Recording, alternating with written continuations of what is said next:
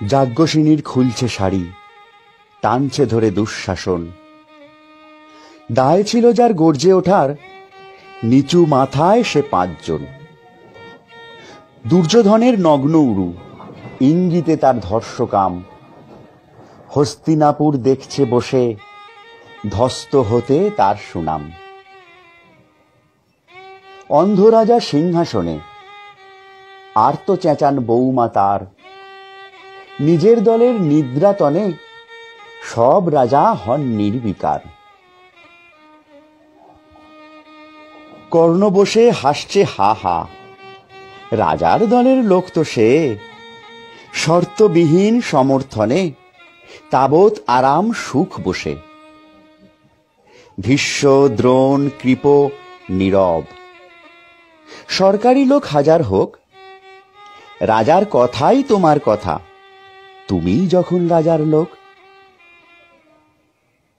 খলশকুনি দেখছে সবই, বস্তুত সে ধ্বংস চায়। ঘরের মাটি লাল হয়ে যাক দেশ বিভাগের যন্ত্রণায়। সুশীল সভায় হচ্ছে যখন রাজ অপরাধ জঘন্য, ঠিক তখনই তার বিরোধে চেঁচিয়ে ওঠে বিকর্ণ। বিকর্ণ নন কেউ কেটা লোক, 100 ভাইয়ের একজনা। এর আগে কেউ তেমন করে তার কথাটাই জানত না।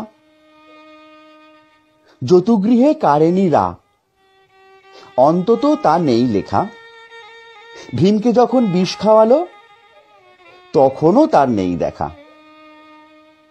কিন্তু যখন প্রকাশ্যেতেই কাটছে নারীর আব্রু কেউ, স্তব্ধ জিভের চুপ সাগরে বিকর্ণ হন একলা ঢেউ। চেঁচিয়ে ওঠেন রাজার কুমার, যুবরাজের বিরুদ্ধেই। মহাবলী পাণ্ডবেরও গলায় তখন সে সুর নেই।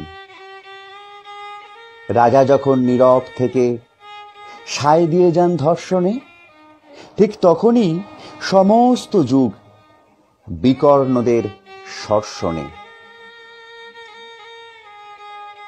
আমরা যারা কিচ্ছুটি নই, একটি মাত্র ভোট কেবল, অত্যাচারের সামনে এলে সঙ্গী কেবল চোখের জল। পোষ্যভাবে যাবনা চেবাই, অন্ধ এবং নিকর্ণ। প্রার্থনা থাক আমরা যেন একবার হই বিকর্ণ।